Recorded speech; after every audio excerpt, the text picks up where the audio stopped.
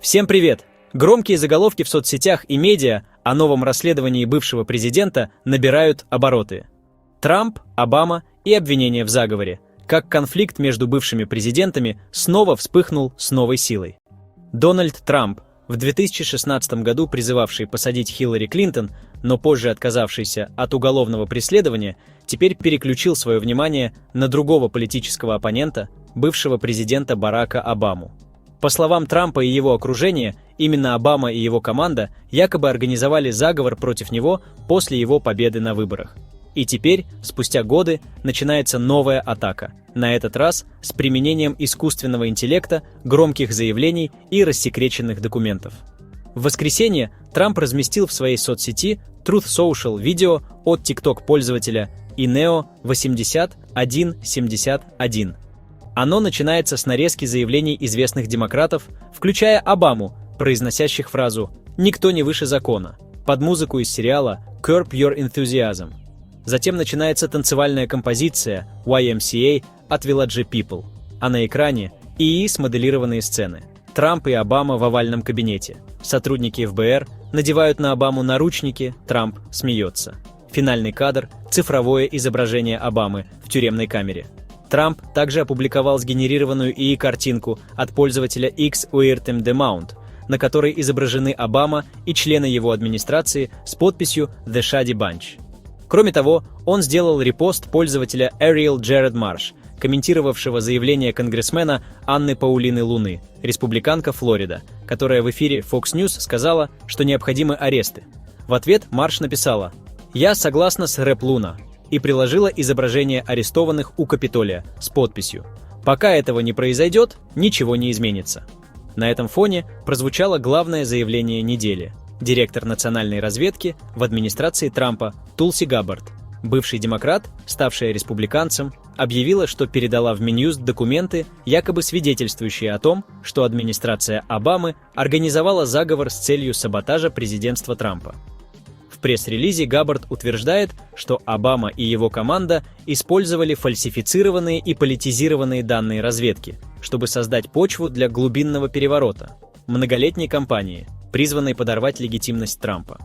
По ее словам, речь идет о манипулировании информацией, преднамеренном сокрытии фактов и предательском сговоре в Белом доме. Офис Габбард опубликовал рассекреченные документы, в которых якобы зафиксирована хронология того, как разведывательное сообщество скрывало и искажало информацию еще с 2016 года. В своих постах она заявляет, что Обама и его окружение действовали намеренно, чтобы подорвать волю американского народа и устранить Трампа. Это, по словам Трампа, лишь подтверждает его версию событий.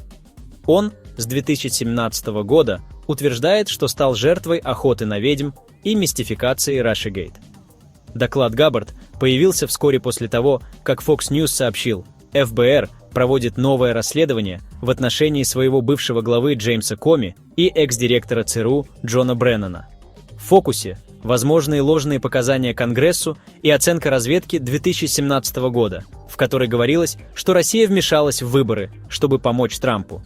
По данным Габбард, такие выводы основывались на подтасованных данных. Ее команда утверждает, что тогдашние отчеты игнорировали ключевую информацию, в том числе отсутствие доказательств вмешательства в сам процесс голосования.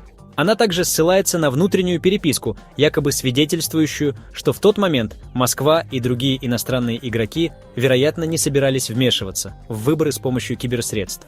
Несмотря на это, администрация Обамы уже в октябре 2016 года публично обвинила Россию в попытках повлиять на голосование. А в начале 2017 чиновники администрации Обамы, по словам Габбард, пытались сохранить компромат, который мог бы быть использован против Трампа после его вступления в должность. Все эти действия стали основой для атак, призванных поставить под сомнение легитимность Трампа, инициировать расследование Мюллера, импичменты, усилившуюся антироссийскую риторику и другие последствия, утверждают в офисе Габбард.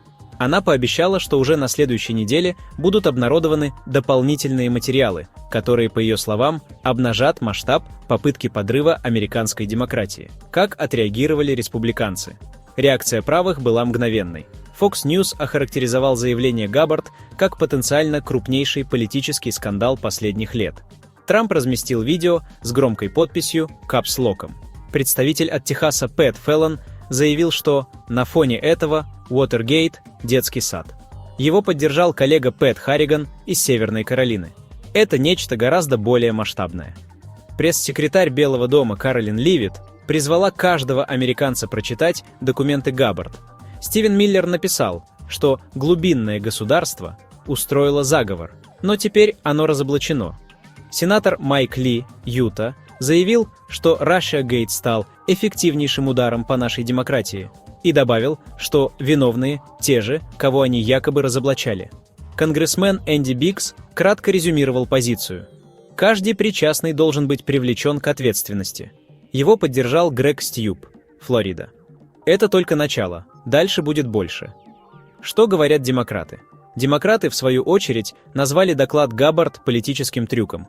Джим Хаймс, ведущий демократ в Комитете по разведке Палаты представителей, заявил, что документ безоснователен и представляет собой попытку воскресить опровергнутые теории. Он подчеркнул, что расследование 2016 года проводилось под контролем обеих партий, и его выводы были подтверждены как спецпрокурором Мюллером, так и Сенатом, даже республиканцами.